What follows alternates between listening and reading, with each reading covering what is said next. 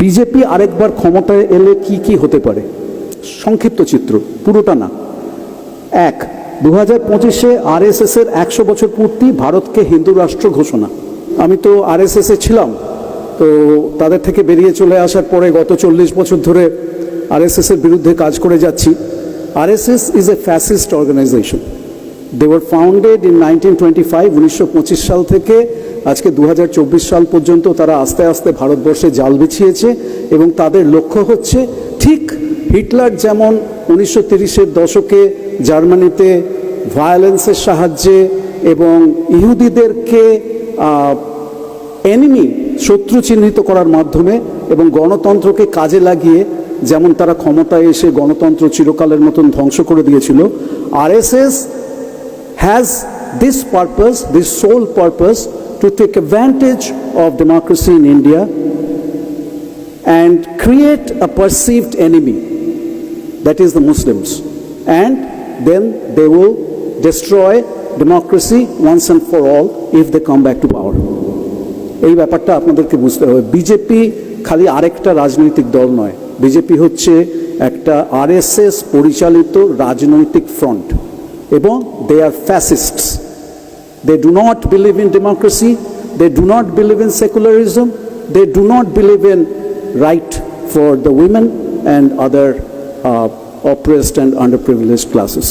এই কথাটা পরিষ্কার করে বুঝতে হবে। আমি আমার একটা ছোট্ট বই সম্প্রতি বেরিয়েছে, এই ভারত শেষ ধ্বংসের সন্ধিক্ষণে অভিযান বার করেছে।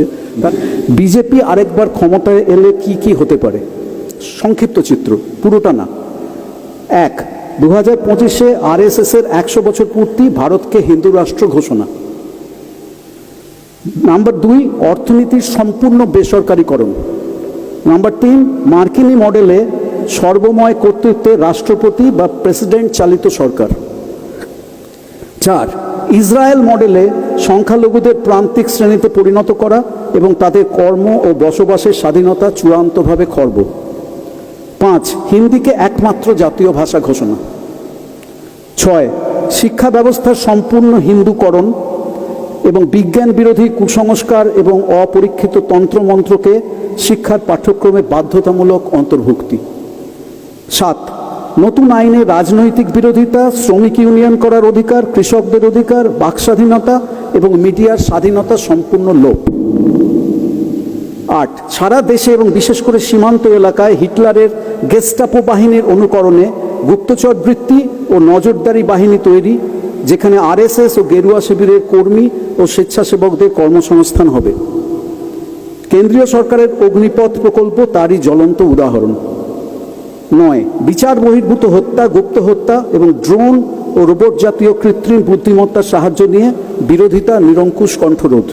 10, আমেরিকা এবং ইসরায়েল মডেলে প্রাইভেট বন্দিশালা নির্মাণ ও সম্প্রসারণ। দেশের বিভিন্ন স্থানে ইতিমধ্যেই কিছু প্রাইভেট ডিটেনশন ক্যাম্প তৈরি হয়েছে আমেরিকার মডেলে। উদাহরণস্বরূপ আসামে তৈরি বিশ্বের দ্বিতীয় বৃহত্তম ডিটেনশন ক্যাম্পে একসঙ্গে প্রায় 3000 বন্দীকে রাখা যাবে। তারপর বিনামূল্যে বা নামমাত্র পারিশ্রমিকে বিভিন্ন লাভজনক সংস্থার কন্ট্রাক্ট দিয়ে এইসব বন্দীদেরকে দিয়ে কাজ করানো হবে, ঠিক আমেরিকা ও ইসরায়েলের মডেলে।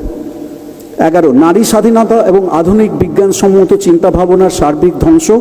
12, পাকিস্তান, বাংলাদেশ ইত্যাদি দেশের বিরুদ্ধে আগ্রাসন, অখণ্ড ভারত প্রতিষ্ঠার লক্ষ্যে। 13, জাতীয় সঙ্গীত এবং জাতীয় পতাকার পরিবর্তন। এবারে আপনারা ভেবে দেখুন কি করবেন। নমস্কার।